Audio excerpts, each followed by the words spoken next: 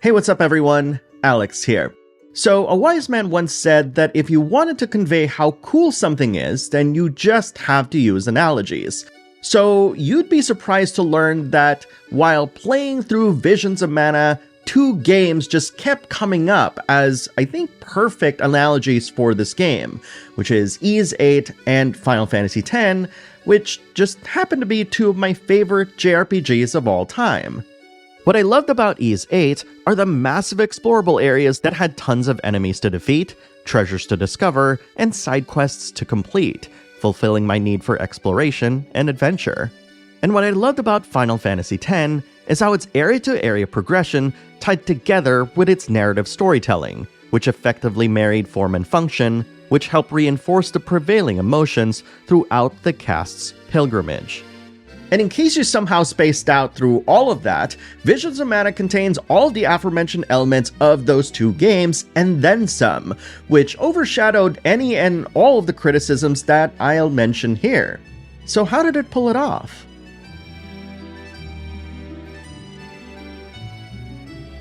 Visions of Mana is a single-player, party-based action JRPG, developed by NetEase Oka and published by Square Enix, who provided me with this PS5 review code. The game is also available on PS4, Series X and S, and PC. In Visions of Mana, you play the role of Val, a young Souls Guard who is tasked with protecting biomes on a pilgrimage to the Mana Tree. Along the way, you'll travel across continents and meet a variety of different people, as you not only journey through beautiful landscapes and scenic vistas, but also learn more about the world and how the pilgrimage affects everyone in it. Now, as I said, I compared Visions of Mana a lot to Ys 8, and it all begins with the combat. Ys 8 featured a combat system that rewarded timed dodges and blocks, in addition to taking advantage of enemy weaknesses, which ultimately allowed you to button mash a good chunk of the game. Comparatively, and no one to my knowledge has ever mentioned this, Visions of Mana comes from a series that's aimed at turn-based RPG fans who have been reluctant in trying out action RPGs. Because of this design philosophy, Visions of Mana omits anything that requires the player to have quick reflexes, instead opting to slow down the pace of its combat and provide features to help players to make sense of the action. One way they're able to achieve this is through the return of the series' iconic ring system, which pauses the action and allows you to use skills, called moves in this game, or items, without having to worry about being attacked. This gives new players the chance to get some much-needed breathing room and develop new strategies. There are shortcuts you can use which will give you instant access to 4 moves and items, all of which you can map, but you'll find that you have many more of each than you'll have access to. Because it's not reliant on fast reflexes, Visions of Mana places much more emphasis on taking advantage of physical and elemental weaknesses to make short work of your foes, which is reinforced by a specific challenge that I'll talk about later. But perhaps one of the things that makes Visions of Mana's combat edge out Ys 8 for me is its class system, which builds upon the one found in Trials of Mana. Much like the aforementioned game, each character starts with a base class. By equipping a different elemental vessel, you'll alter your character's class, elemental affinity, moves, passives, and playstyle. And keep in mind that I said alter because every character will have their own unique set of classes. Each class comes with a powerful class strike, which requires that you max out a class strike gauge that builds up every time your party deals or receives damage. This gauge is shared across your entire party, meaning only one character gets to spend it. And because classes are tied to an elemental vessel, class strikes will inflict elemental damage as well. Additionally, each elemental vessel also has a unique power that you can use during combat. These elemental vessel powers vary greatly, ranging from protection, causing additional damage, to outright disabling enemies. These powers are subject to a cooldown, which you can speed up by attacking your enemies. Later on, you'll unlock a more powerful version of this move, which requires you to fill up a different meter. Each character will use one of 3 different weapons depending on their equipped class. But before you think that this might make their playstyle similar, I want to stress that the equipped class will drastically alter each weapon's playstyle. For example, Morley can use his katana to quickly move through and slash enemies as a samurai, while his ranger class will allow for quick combo slices. To buy new moves and passives, you'll have to spend earned elemental points and clovers on the elemental plot. These moves can be used on other classes, but passives are exclusive to their respective class. You're also able to equip ability seeds, which can give you different stat boosts, buffs, immunities, and even moves not found on the elemental plot. Your progress through the elemental plot, as well as the number of ability seed slots each character has, will be expanded as you progress through the main story. When you put all of these combat and class system details together, it's clear that the developers knew that removing action game staples like timed dodges and blocks was quite risky. There's no doubt in my mind that in order to make up for the loss of these features, they decided to double down on the game's class system, where you'll find a ton of customization and gameplay depth. The elemental vessel powers are an easy way to gain control of the battlefield, either by rendering additional damage to your foes or disabling them entirely. And the customizability afforded through the combination of equipped moves and ability seeds, as well as the playstyle differences introduced by each character's class, provides an unparalleled variance in gameplay that I don't think I've ever seen in an action JRPG before. 45 unique classes by my count. I spent a lot of time changing classes constantly, continuously refining my moves and the ability seeds that I had equipped, because honestly, I just couldn't choose any favorites.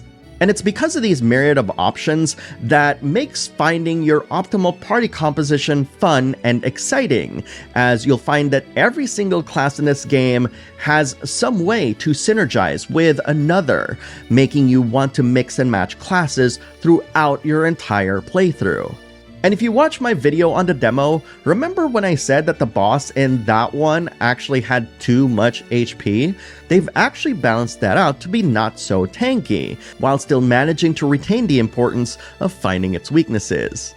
Speaking of weaknesses, let's talk about some of the things that slightly took the game down a notch for me.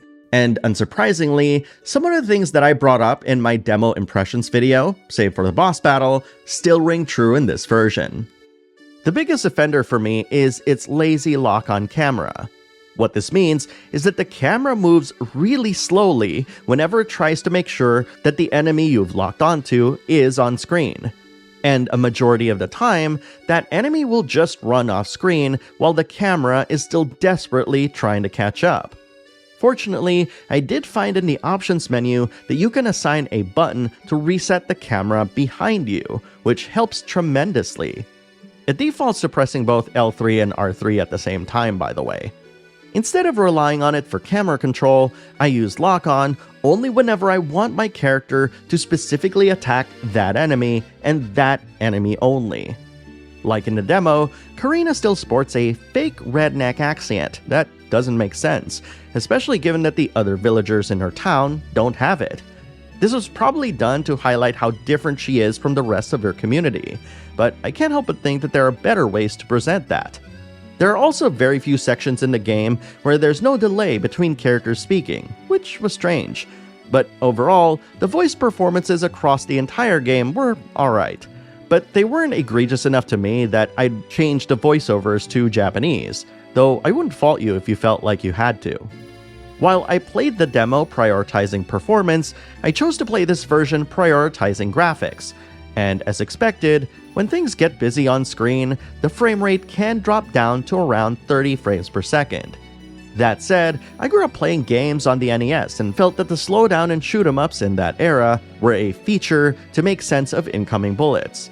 Needless to say, this wasn't a big deal to me. Apart from these, I have a few other nitpicks that are just that, nitpicks.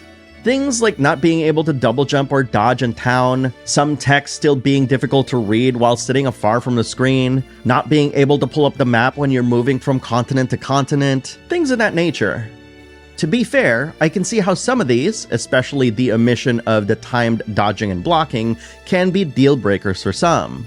But for me, what kept me coming back to Visions of Mana, apart from the gameplay, is the promise of vast new lands to explore, the all-out nature of its presentation, and a story whose roots are firmly planted in the Mana series.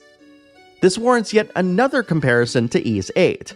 While there are parts of Ys 8 that have verticality, they're often confined to closed areas, with outdoor areas segmented by invisible walls that prevent you from going off the beaten path and taking shortcuts. While Visions of Mana still uses invisible walls to block off certain areas, because of the vertical nature of its level design, you're able to do crazier things than in Ys 8. Things like hiking up the highest point on the field and jumping off without any repercussions, like falling damage, to stop you. The landmasses in Visions of Mana are divided into areas, and they're quite large. And while you'll see lots of flickering lights and things marked in blue on the minimap that signal that there are things to collect and see there, they somehow don't seem as overwhelming and dense like in other games. But aside from the usual hidden treasures you'll find, elementites where you'll gather elemental points from, and the usual enemies to defeat, you'll also encounter these things called lesser and greater elemental ares. I alluded to both the lesser and greater elemental ares earlier, which are timed challenges that require you to equip your party with the right elements to quickly dispatch your foes. And if you thought about overleveling these, you should probably know that these challenges scale to your level. While these can be used to test your understanding of the game's weakness system, there were often times when I'd run an Aerie just to test my party composition. And with the careful use of my class skill as my finishing blow, I'm able to dispatch the last wave of enemies with ease. Completing these challenges will yield ability seeds that may contain unique abilities that can't be found on the elemental plot. And despite my gripe about some of its fonts being tough to read from afar, I really like Visions of Mana's user interface. While panning and zooming in and out of the map is hidden behind the press of a button, the design at the core of the user interface reinforces the high fantasy feel of the series. When you extend this approach to the kinds of visual effects Visions of Mana employs, you'll see that the developers just went all out crazy to try and stretch the capabilities of the engine, to the point that some of its more bombastic class strikes and powered-up elemental vessel powers can fill the screen with so many things that the frame rate easily takes its 30 FPS hit. And you know what's crazy about that? I absolutely love it! Various elemental effects, combined with the crazy action in the field, as well as the myriad of different moves and attacks being thrown around, creates a sense of controlled chaos that I've come to love. But I welcome these insane effects, and when stacked on top of each other, it turns what seems like a simple battle into a fun explosion of colors and visual effects. And that childlike wonder and glee is at the very heart of Visions of Mana, which is reinforced by its story. As with before, I won't be showing any gameplay while talking about the story, and of course it's going to be spoiler-free. As I mentioned, Visions of Mana has a lot of similarities with Final Fantasy X in that both games feature a pilgrimage to specific locations and meeting people along the way. This also dictates how you go from area to area in the beginning of the game, only to open up later. Despite that framing device, however, I can definitively say that the story structure of Visions of Mana follows much of what was done before in the series.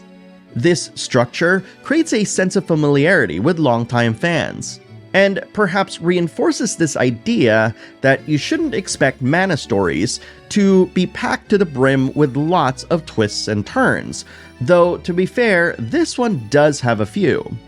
To me, a Mana story is comprised of a wholesome high fantasy story, where you get to meet the different elementals, and traveling to far-off lands and meeting new friends along the way, and some other staple story beats that I'll decline to mention here.